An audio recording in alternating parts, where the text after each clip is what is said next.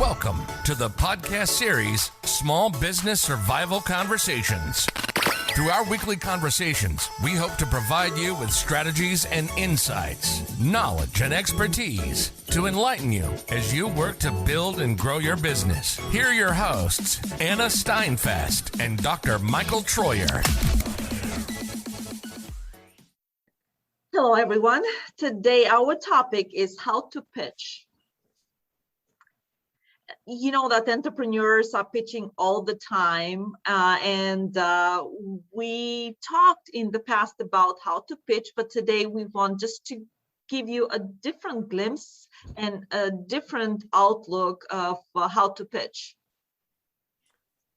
Good morning, Anna. Good to see you, and welcome to all of our listeners out there.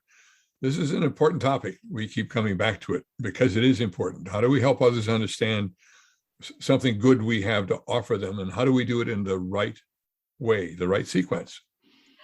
And again, we just wanted to make sure that our listeners, and in fact ourselves, because we'll have a lot of reminders to ourselves, is how to be better in pitching our product or services, because as an entrepreneurs, you do this all the time and you always need reminders, because a lot of times, some of the information you probably already heard, but we want to remind you. Mm-hmm. So the starting point, Michael, where do we start even thinking about how to pitch? Well, you and I have both shared some neat ideas from the Kauffman Foundation, and I think it's good this morning to maybe build off of those. One of the items they mentioned was what they call the Pixar pitch, that Pixar movie. And so that's that animation studio in California, and they structure their animation movies in a particular way. And I was going to suggest we could illustrate that by using something we know. They use the phrase once upon a time. I'd say that we know that everybody wants to retain their employees and engage them in the work that the company does. That's what everybody wants to do. But in fact, every day we know that doesn't work terribly well. In fact, we're in the midst of what they call a mass resignation going on now. So let's say that one day then someone comes up with a little different idea. Let's say we argue that one ought to mentor those employees to retain them. One ought to mentor those employees to help them become engaged in the work of the organization. That would be something new. And if we do it right, the lives of the company would improve. Their employees would want to stay. They'd want to work harder. The company would be more productive. The company's profits would increase. That we're following this structure that Pixar does for each of their animated movies. And finally, people realize that companies that are doing mentoring of employees really now have an edge. So if we go back to the Pixar pitch structure, is telling the story once upon a time. People want to retain and engage. And that's what they do every day, but it doesn't work. So one day somebody comes along and does something different. They mentor employees. And that improves employees, which improves the company because they mentor. And finally, everybody else in the world realizes, oh, company XYZ, by mentoring employees, is really doing something no one else has done and doing it better. We better figure that out. That's a Pixar animation story. That's a pitch. Imagine going to a company and telling them that story to get them to think more about mentoring inside their business. Does that make sense? And what Michael right now illustrated is extremely important, because one way you can pitch is through storytelling. And we've spoke in some other episodes in the past about storytelling. And what he illustrated is, again, I will repeat it, it's a the Pixar movie narrative structure. So what will happen right now is I'm going to break it down, because he illustrated via in-house mentoring program, but Pixar movie narrative structure has 6 simple sentences, and they are: once upon a time, da da da da da, every day, da da da da da, one day, this happens, because of that, this happens, because of that, this happens, until finally this happens. So this is the narrative structure of every Pixar movie. we will not illustrate. Even if you go on YouTube and you just YouTube Pixar structure, you will be able to see multiple examples, but the structure is very simple. So if you would like to pitch your service or your business pitch structured by Pixar, you'll be able to model that. It's a very, very powerful structure. You can utilize that.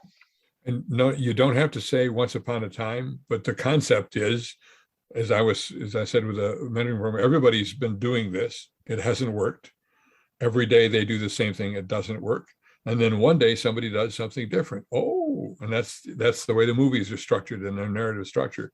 And because of that, something good happens. And because of that, something else good happens, until finally your client realizes you have a good idea. If you're bringing a mentoring program to us, wow, we ought to try that. Or if you're bringing us a product that's going to solve a problem, oh, with that Pixar pitch 6-element structure, narrative structure, we now have them understanding why they should work with you.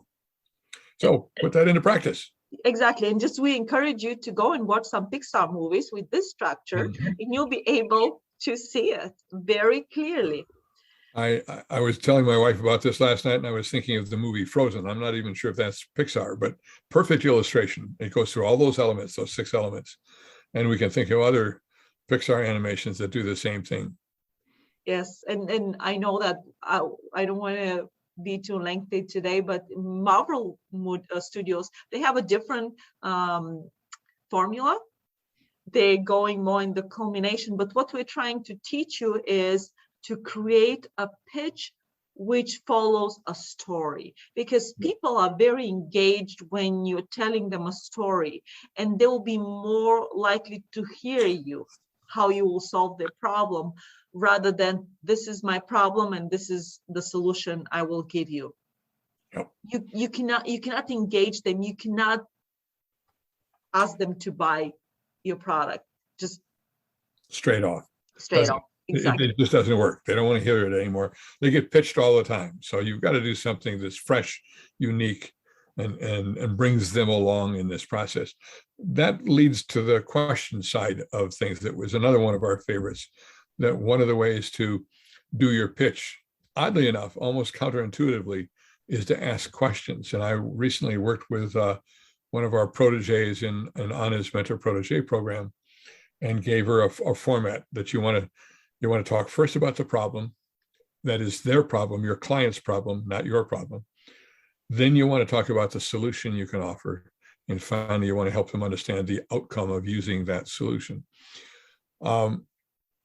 I find it extremely powerful to learn to be a good questioner. So that beginning of that process, finding out the problem, means that you go in and you don't offer anything. You simply begin to ask a lot of very natural questions that show an active interest on your part in their business. I find that people love to talk about their business. It engages them.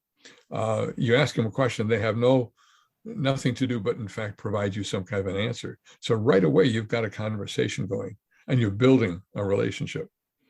So another good way to start a pitch is with questions that show interest, that engages them. This is very important way, again, of pitching, because if you just make a statement, well, that can wash over people. They don't even hear you. But if you ask questions, their brains start turning and they will be like, okay, and they again get engaged with the conversation. And if you keep that process going by digging in a little deeper on their answer, you begin to better understand the problem that they're really facing. And too often we go in assuming we think we know what their problem is, and we don't.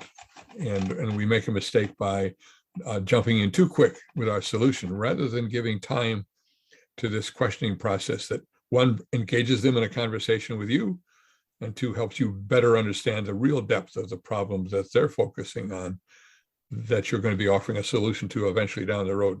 I'm going to be a wild, crazy person this morning, Anna, and suggest that 70% of your pitch, however long it might be, should be questions of your client to show your interest, to show your engagement in what they're talking about, and to get them to do the talking. And then eventually, eventually they even begin to think about a solution to their problem. And chances are it's going to be right in line with what you're there to offer to them. Oh, exactly. You're just leading them to the solution you just will present to them. And once, they agree with you, the reasons are right there, they will buy it for you. So why not start your next pitch with a question? If you get good at this, in fact, by the time you get to that solution, they may be so ready to deal with you that you can actually collaborate on how your solution fits their problem, whether they're working with you on it. Absolutely. So today we just gave you two different ways of pitching. One is the Pixar storytelling or a movie formula. You can go and investigate Marvel Studios too. The other way is starting with the question you pitch. Let us know which one works better, or let us know which ways you are using to pitch.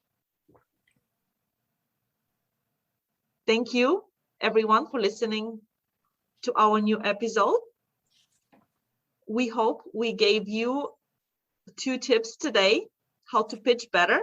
And again, listen to us next time. You've been listening to the Small Business Survival Conversation podcast. Make sure to like, rate, and review the show. And don't forget to join us next week for another episode. In the meantime, hook up with us on our Facebook group at Small Business Survival Tools and Tips. Till next time, thank you for listening.